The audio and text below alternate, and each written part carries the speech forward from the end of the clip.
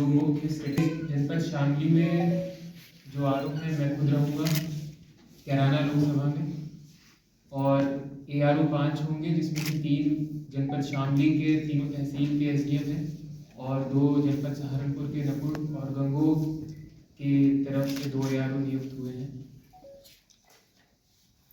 निर्वाचन की अधिसूचना 20 मार्च को जारी की जाएगी।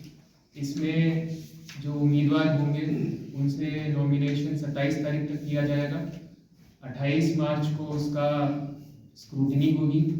30 मार्च उसकी अंतिम तिथि है नॉमिनेशन को वापस लेने के लिए। जनपद शामली में कैराना लोकसभा के लिए निर्वाचन प्रथम चरण में होगा 19 अप्रैल को। इसकी काउंटिंग 4 जून को होगी और 6 जून तक पूरी इलेक्शन प्रोसेस खत्म हो जाएगा। हमारे यहाँ पर शामली डिस्ट्रिक्ट की बात करें तो 457 केंद्र ऐसे हैं जहाँ पर पोलिंग होगी और इन जगहों पर टोटल 968 पोलिंग स्टेशन हैं। इसी प्रकार से अगर पूरी लोकसभा की बात करें कॉन्स्टिट्यूंसी की तो 893 मतदान केंद्र हैं और 1750 पोलिंग बूथ होंगे। कुल मतदाताओं की संख्या 17,19,011 है, जिसमें से शामली डिस्ट्रिक्ट के 9,73,000 हैं और जो सहारनपुर की 2 AC है नकुड़ और गंगो उसके 7,45,746 है।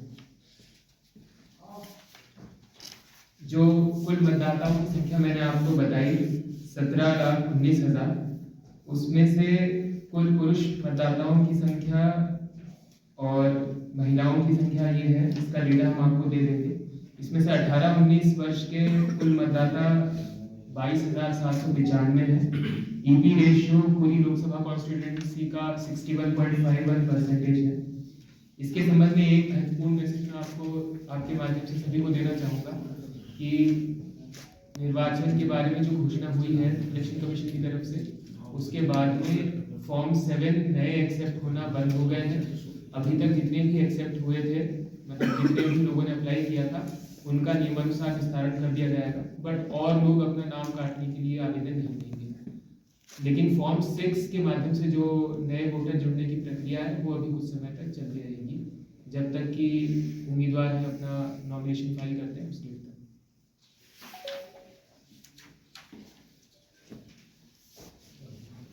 जो इलेक्शन से प्रोसेस से रिलेटेड लॉ एंड ऑर्डर के संबंध में हमने सेक्टर और जोन वाइज पूरी इंफॉर्मेशन बनाई है। इसके बारे में SP साहब पूरी डिटेल में आपको बताएंगे कि किस प्रकार से हम इलेक्शन को फ्री फेयर ट्रांसपेरेंट इंश्योर कराने के लिए लॉ एंड ऑर्डर के लिए हमने प्लानिंग की है।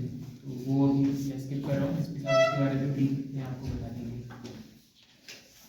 क्रिटिकल मतदान केंद्र हमारे यहाँ पर अभी तक 231 चिन्हित हुए हैं जनपद में और पूरी लोकसभा में कुल 474 है।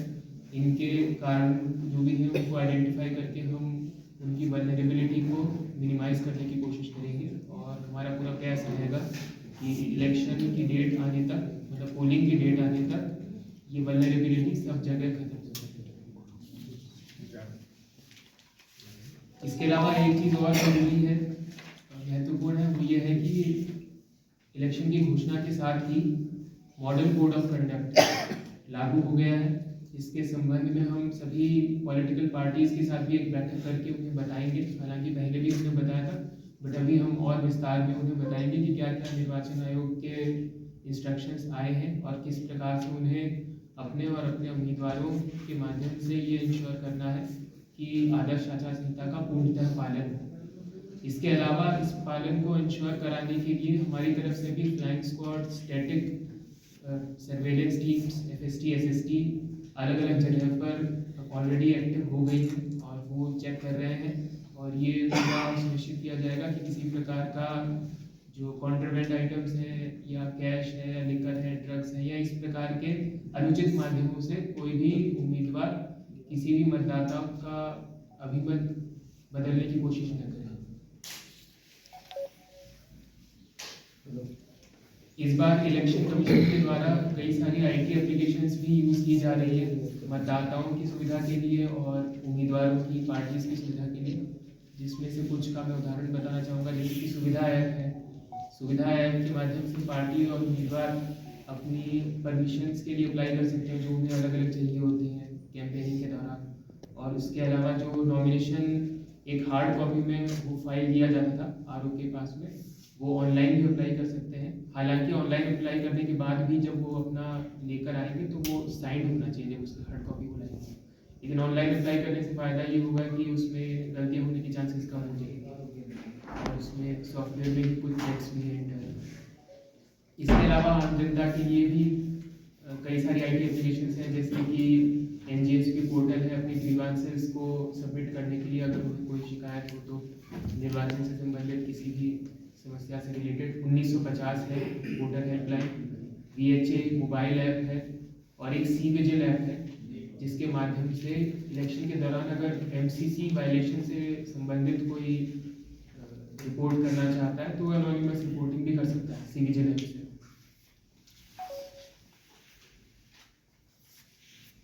जब हमारे लोकसभा कॉन्स्टिट्यूएंसी के लिए हम नोटिफाई करेंगे इलेक्शन को, तो उसी समय उसमें ये भी निर्धारित कर दिया जाएगा कि कहाँ पर होने वाला है, कहाँ पे फॉर्म एक्सेप्ट किए जाएंगे, और समय इसमें रहेगा 11 से 3।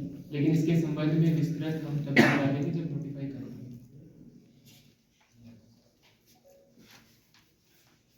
जो इलेक्शन एक्सपेंडिचर होता है, ये एक महत्वपूर्ण बिंदु होता है पूरे इलेक्शन प्रोसेस का, और इसमें ये बाध्यता होती है उम्मीदवारों के ऊपर कि वो जो निर्धारित मानक रखे गए हैं उससे अधिक अपना व्यय न होने दें।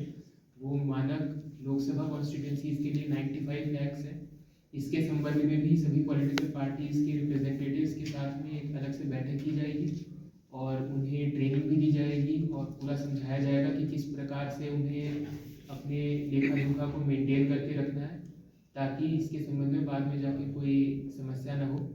इसमें हमारी तरफ से भी ये पूरा एक सेटअप बनाया गया है कि किस प्रकार से निर्वाचन संबंधी व्यय को देखा जाएगा, मॉनिटर किया जाएगा कि कोई एक्सीड तो नहीं कर रहा है या कोई छुपा तो नहीं रहा है। इसके लिए ये भी ज़रूरी होता है कि सभी उम्मीदवार अपना एक बैंक अकाउंट सेपरेट ओपन कर लें, जो कि स्पेसिफिकली इलेक्शन एक्सपेंडिचर के लिए हो और इलेक्शन से संबंधित जितना भी व्यय है वो उसी बैंक अकाउंट से हो। इसके लिए अगर ज़रूरत पड़ती है तो बैंक द्वारा भी पूरा सहयोग किया जाएगा उम्मीदवारों को। इस संबंध में सभी बैंक को भी अलग से निर्देश दिए जा चुके हैं।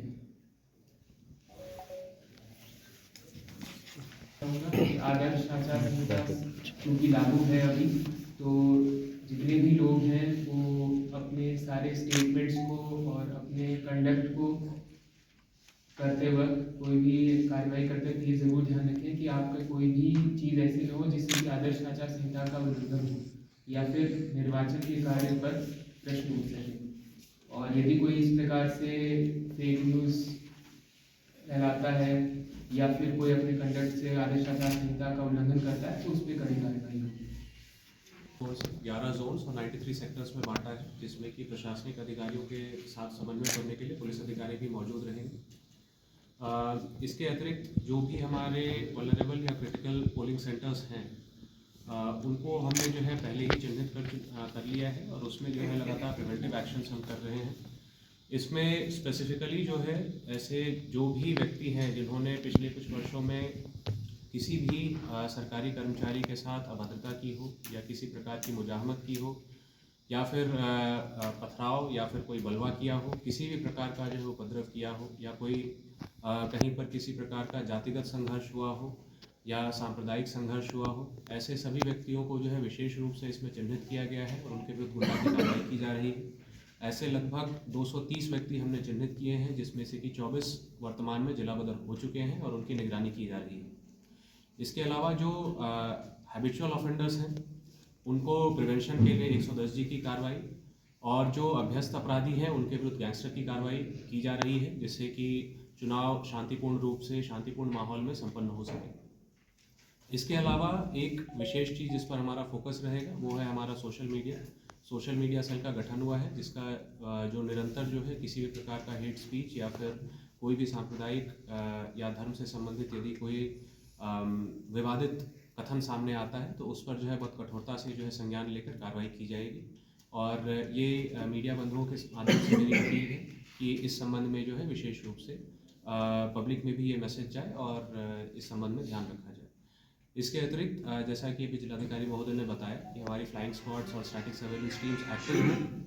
इसके अलावा क्योंकि 2 जनपदों के साथ हमारा बॉर्डर लगता है, पानीपत और करनाल, तो वहाँ पर भी हमने जो है चेकिंग एक्टिवेट की है। इसके अलावा लगभग 20 ऐसे पॉइंट्स हैं जहाँ पर इंटर डिस्ट्रिक्ट चेकिंग पॉइंट्स बनाए गए हैं, क्योंकि इसके अलावा भी 4 जनपदों से हमारा बॉर्डर लगता है जो संवेदनशील है।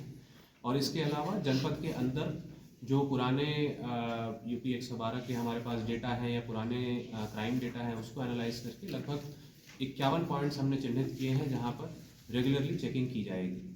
इसके अलावा CPMF के द्वारा एरिया डोमिनेशन लगातार किया जा रहा है और यह सुनिश्चित किया जाएगा कि चुनाव शांतिपूर्ण माहौल में संपन्न कराया जाए और MCC के जो है उसका यथासंभव अनुपालन कराया जाए। धन्यवाद। और उसमें जितने भी जो मैंने आपको बताया है अलग अलग एप्लीकेशन है, जैसे कि वोटर हेल्पलाइन 1950